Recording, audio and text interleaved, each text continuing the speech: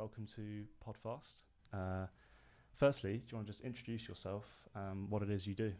Yeah, so I'm Yiannis Maos. I am the Chief Exec and founder of TechWM. We are the economic development agency for the West Midlands, designed to grow the digital economy, support startups, scale-ups and ambitious entrepreneurs. Okay, perfect, thank you. And what inspired you to start that business? So I guess I had a lucky journey in technology, but hadn't had the best start in life.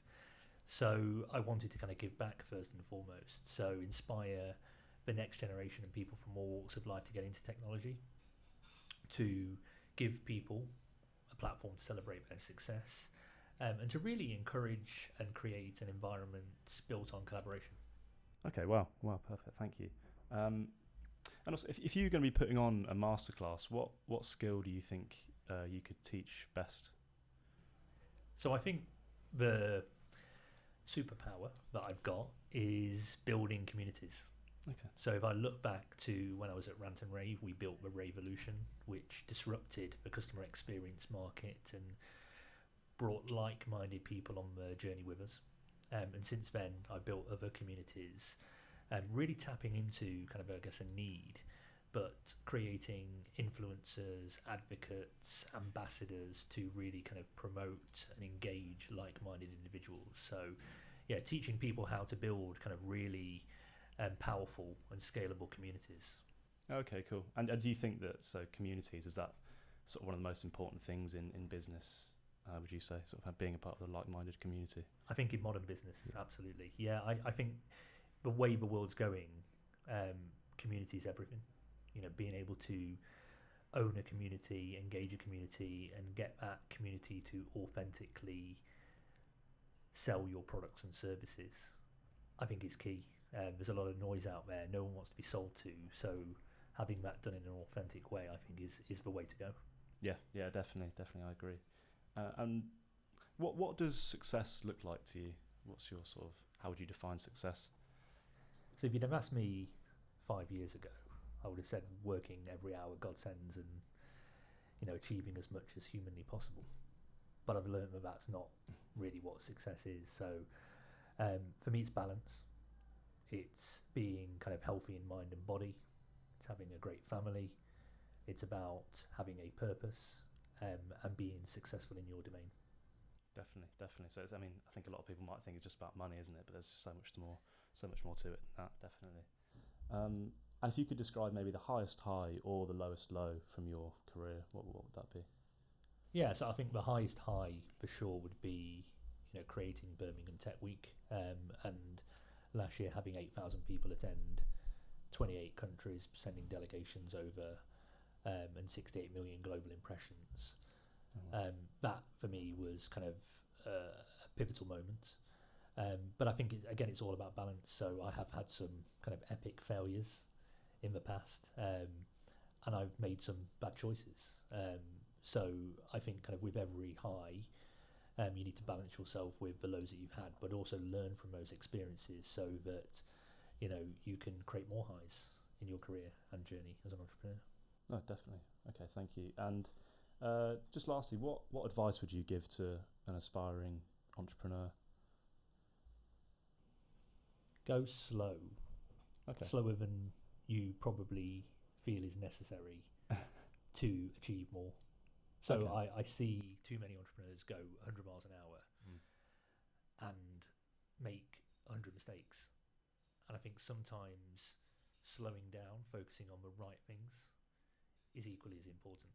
And it might sound counterintuitive, but I think when you slow down, you get more clarity and you make better decisions. Okay, that's interesting. Yeah, I mean, I see a lot of people, rushing around, but definitely, sounds like slower and taking time. Okay, that sounds like the better way to go. Okay, thank you very much. So that's the business sort of questions out of the way. We've got a few silly ones to do now. The fun part. Yeah, the fun part.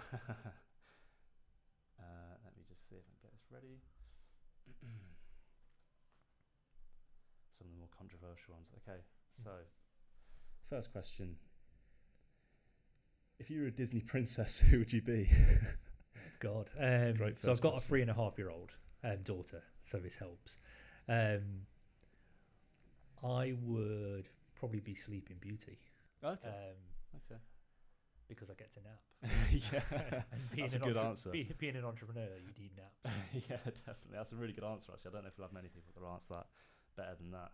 Okay, next one. Do you believe in aliens? Yes. Yes, I agree.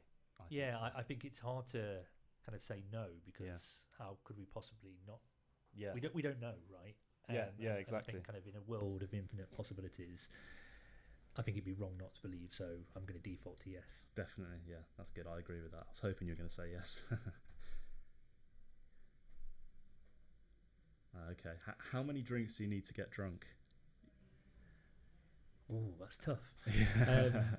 I don't drink as much anymore, actually. So I kind of I kind of default to non-alcoholic beer. Okay. So quite a lot of them. yeah. I mean, 0.5%.